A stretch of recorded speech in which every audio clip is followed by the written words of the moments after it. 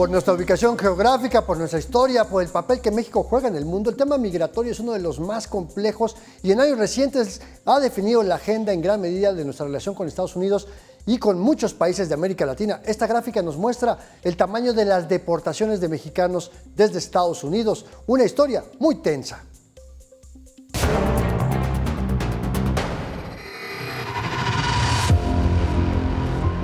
A veces dormíamos, imagínate yo embarazada, a veces dormíamos en un parque y a veces comíamos, a veces no comíamos y es difícil porque primeramente cuando vas a la escuela te das cuenta que el inglés que aprendes no es absolutamente nada. México y Estados Unidos comparten 3,000 kilómetros de una frontera que por años estuvo abierta hasta después de la Segunda Guerra Mundial, cuando el vecino del norte impuso controles para el ingreso. Desde entonces, cada presidente de México ofrece alcanzar un acuerdo migratorio que nunca llega y por el contrario, va empeorando.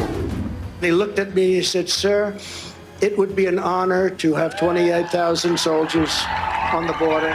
It would be an honor to have stay in frickin' Mexico. We want to have stay in Mexico." I've never seen anybody fold like that. They said it would be an honor to have 28,000 free soldiers. Pero sí te puedo decir que se estuvo poniendo muy pesado en ese aspecto porque aquí incluso en el desierto estuvo pasando mucho los carros de migración. Eras que tú pasabas y veías a la migra dando vueltas cada ratito.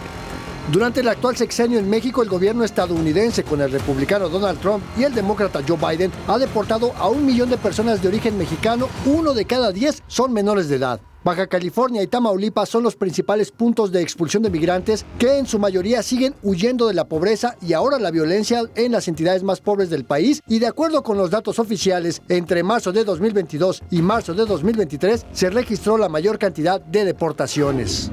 Estados Unidos desde 1996 no ha podido reformar su sistema migratorio por falta de coincidencia entre los dos partidos, porque se ha politizado el asunto.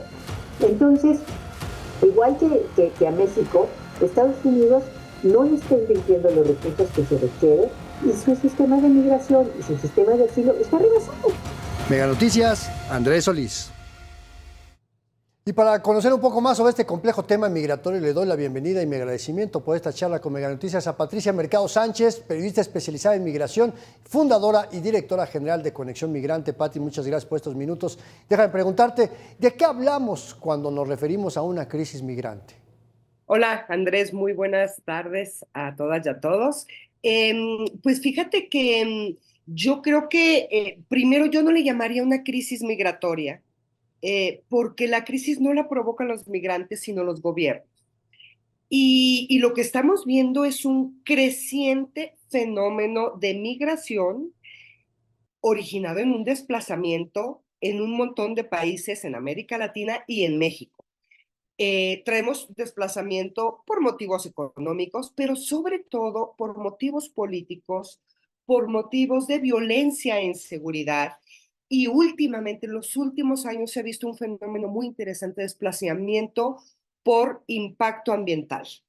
Entonces, todo esto está sucediendo al mismo tiempo que los gobiernos y los países se vuelven cada vez más restrictivos en materia migratoria. Y eso provoca que los flujos migratorios tengan problemas en el camino. Hay problemas graves en el Darién, hay problemas graves en la frontera sur de México y hay problemas gravísimos en la frontera norte. Y esto ha sido porque los gobiernos han impuesto políticas migratorias cada vez más restrictivas. Si revisamos la política migratoria de Estados Unidos, tiene en este momento las políticas más restrictivas para la entrada de migrantes, a pesar que traen un déficit en empleo. Y en México, pues vemos un fenómeno político, podríamos decirle, porque México se ha convertido en ese gran muro que Donald Trump quiso construir. Bueno, pues aquí estamos nosotros. Y somos un país que está siendo no solo país de tránsito, sino también país de recepción de migrantes. ¿Y qué pasa con la política migratoria mexicana? ¿Se está realmente militarizando? Fíjate que yo siento, Andrés, que las políticas públicas para la migración no existen. Tenemos una ley de migración muy joven, de 2012, que muchos académicos critican porque les falta muchísimo trabajo legislativo que hacer ahí. Y no hay mecanismos para proteger y acompañar a los migrantes. Hay mecanismos para detenerlos y para deportarlos, que es una visión completamente diferente al que los expertos recomiendan. El Instituto Nacional de Migración tiene muchísimos años siendo un lugar lleno de agentes corruptos, de maltratos a los migrantes, de violaciones a sus derechos básicos. Y en este sexenio las cosas no mejoraron. Ahí vemos el caso muy particular de Ciudad Juárez de hace un año, donde el director del Instituto Nacional de Migración está acusado y siguen funciones, y poco a poco, como decías tú, se ha convertido el Instituto Nacional de Migración en una parte militarizada de la Guardia Nacional que ahora protege a migrantes, entre comillas, pero en realidad no protege a los migrantes. Lo que están haciendo es detenciones arbitrarias, violando sus derechos humanos y no dándoles mecanismos de bienestar. Oye, en este sentido, ¿qué reto tiene el próximo gobierno, independientemente del color que tenga? Híjole, los retos en materia migratoria yo creo que son grandísimos porque es un fenómeno que tenemos que atender. No podemos darle la espalda a este fenómeno que puede ser beneficioso para México, pero que también nos puede perjudicar. Entonces, yo creo que faltan políticas públicas básicas de acompañamiento, de protección de sus derechos humanos, de servicios públicos básicos. Tú no puedes creer que la Ciudad de México, donde llegan un montón de migrantes en camino y hacer trámites, no exista un solo albergue público para acoger a los migrantes. Únicamente hay albergues de las organizaciones de la sociedad civil.